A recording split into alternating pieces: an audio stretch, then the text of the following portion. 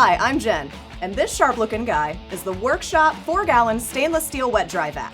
Of course, it has the professional appearance we all know and love, but it's also lightweight and portable.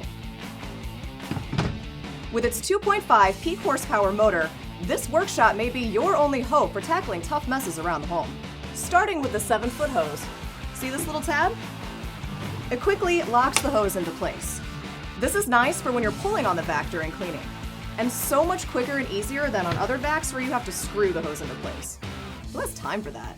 Unlike some vacs, this beauty stores the nozzles on board where they're easy to grab. The 1 7/8 inch hose is 200% larger and less likely to clog than similar products on the market. This just in. That's a lot of percents. Back to you, Jen. Thanks, Mike. The top carrying handle also doubles as a cord wrap for the 10-foot power cord, which eliminates the hassle of messy cord knots. These latches allow for quick access to the drum, so you can empty or change the filter. It's that easy.